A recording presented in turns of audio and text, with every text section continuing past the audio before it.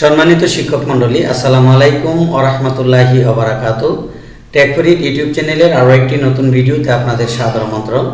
আমার আজকের এই ভিডিও টিউটোরিয়ালটিতে আপনাদের জন্য রয়েছে যে সকল শিক্ষক কর্মচারী ইএফটির মাধ্যমে প্রথম এবং দ্বিতীয় ধাপে বেতন পাননি, তাদের ইএফটিতে বেতন পেতে তৃতীয় ধাপের সংশোধনীর কার্যক্রম কবে নাগাদ এবং বেশ কিছু দিক নির্দেশনা রয়েছে পুরো ভিডিওটি জুড়ে। আশা করি ধৈর্য সহকারে ভিডিওটি দেখবেন, আপনাদের অনেক কাজে আসবে। তো আসুন আমরা এখন জানবো বিস্তারিত।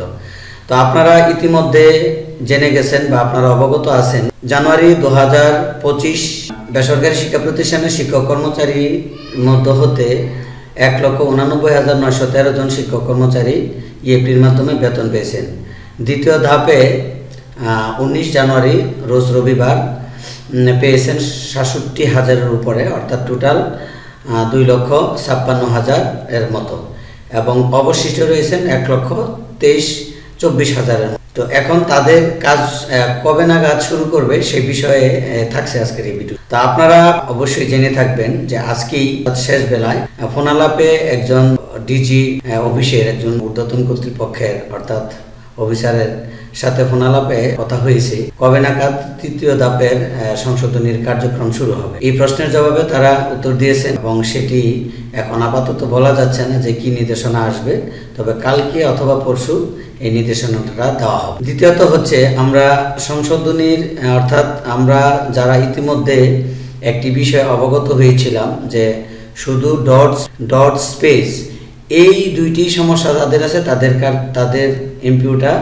দ্বিতীয় ধাপে আসবে। তো মূলত তাদেরটাই কিন্তু আসছে, আর আমাদের মতো যাদের নামের বানান ভুল অথবা এমডি মোহাম্মদ MOHAMMAD সার্টিফিকেট আছে, ন্যাশনাল আইডি কার্ডে আছে কিন্তু এমপিউতে আছে এমডি, এই জাতীয় যাদের সমস্যা অথবা স্পেলিংয়ে যাদের সমস্যা বা টুকটাক শব্দ একটা বসে না বা একটা অতিরিক্ত বসে গেছে, এই জাতীয় যাদের সমস্যা এমপিউতে অথবা ন্যাশনাল আইডি কার্ডে, তাদেরকে কিন্তু দ্বিতীয় ধাপের বেতনে কিন্তু এনশিওর করেনি, অর্থাৎ সার করেনি।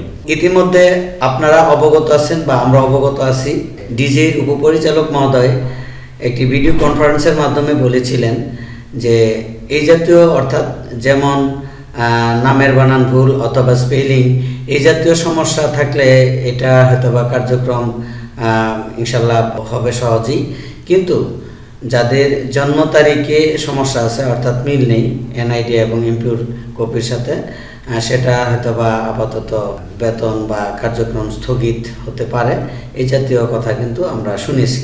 তো আপনাদেরকে একটি ডিরেকশন আমি দেব যে আপনার সার্টিফিকেটে যদি চেঞ্জ করবার চান তাহলে কিন্তু আপনি জটিলতায় পড়বেন, অবশ্য সেটিতে যাবেন না।